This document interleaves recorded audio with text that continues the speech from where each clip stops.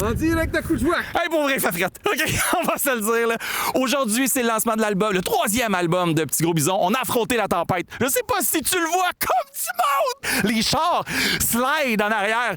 On est en train d'affronter le danger. Tout ça pourquoi? Parce que Petit Gros Bison, on l'aime. On a fait un paquet de projets avec lui. On a fait des pubs. Il est tout le temps là. Fait qu'on s'est dit, on va être là, nous autres ici. Pourquoi je crie? Parce que j'ai peur de mourir! Si je vous ai bien compris, vous êtes en train de dire à la prochaine fois.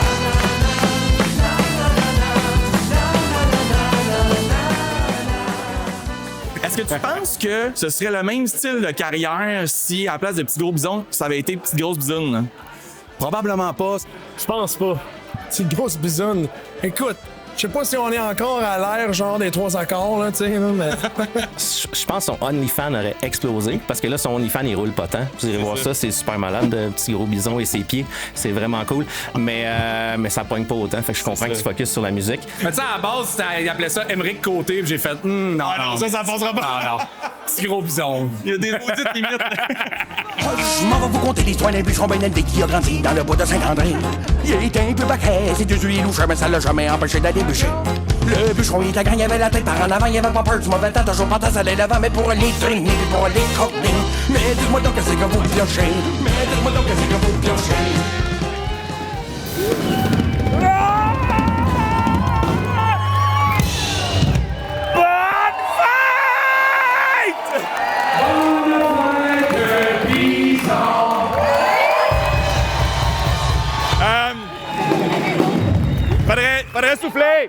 Faudrait souffler les chandelles!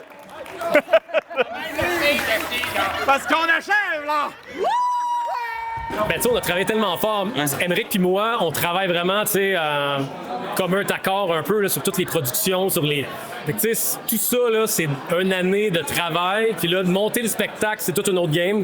Mais je suis fier de toute la gang aussi, tu sais. Ouais, vraiment, là. Je suis fier de la gang, tout le monde a bien fait. Puis... C'est toi qui as montré comment ça marche, là. Ah, j'ai tout montré. J'ai comment tirer sa petite peau, tout. C'est le temps de dire, là, à quel point c'était rien sans toi. Ouais. Ce serait rien si j'étais pas là. Oui, j'ai un message pour lui qui est super important. C'est perds pas cette audace et cette cadence que tu as de foncer puis de croire en tes choses. Je trouve que c'est l'affaire la plus importante aujourd'hui dans l'industrie dans laquelle on est, avec tous les critiques qui peuvent venir à nos oreilles rapidement avec les médias sociaux, avec extrêmement de raisons de se sentir comme « Ah, je suis à ma place, je fais-tu les bonnes affaires? » Continuer à avoir cette audace-là de foncer, puis de jamais te revirer de bord, puis d'avoir tes objectifs, puis d'avancer.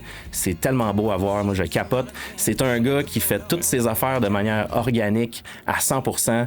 Puis il y a tellement de gens qui se rallient à ça, qui se rattachent à ça, puis ça grandit, puis ça arrête pas de grandir. Bref, je suis fier de toi, mon chum. Émeric, vraiment, très fier de toi.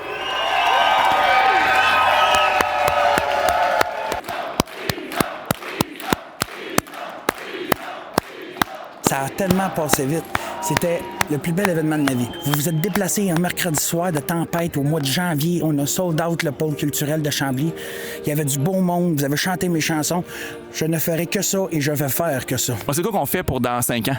Exactement ça. Des salles pleines de même à chaque semaine. Puis ça, c'est 5 ans. Ça commence demain. C'est là, là. C'est là, finalement. Puis ça va être de même pendant plusieurs années. Donc, dans 5 ans, t'es assis là, mais avec des cheveux un peu plus gris puis plus fatigué. Ah oui, Puis tu me dis là, on se revoit-tu dans 5 ans? Ça dépend. Non, ça fait dans 5 ans. Je suis encore capable pour un autre 10 ans, fuck off, là! Je veux savoir, est-ce que tu penses que si, au lieu de Petit Gros Bison, ça avait été Petite Grosse Bisoune, est-ce que tu aurais eu le même succès? Ça dépend sur quelle plateforme. c'est ce que j'ai dit. Ça dépend sur quelle plateforme. T'as eu autant de succès parce que t'es vrai, t'es authentique, mon ami. Peu importe comment tu t'appelles, on s'en fout. Hey, je te laisse tranquille, je te laisse aller voir tout le monde, je sais que t'as hâte. Vas-y, fonce! Fonce, mon ami, fonce! Fait que c'est ça. On était au show de Petit Gros Bison. C'était le lancement de son 3e album. C'était bon. En plus, c'était encore bon, là. Je veux dire, c'est un album. Je veux dire, techniquement, il va être bon encore dans 10 ans. Là. C'était authentique, c'était vrai. J'ai vu du monde vraiment triper, là.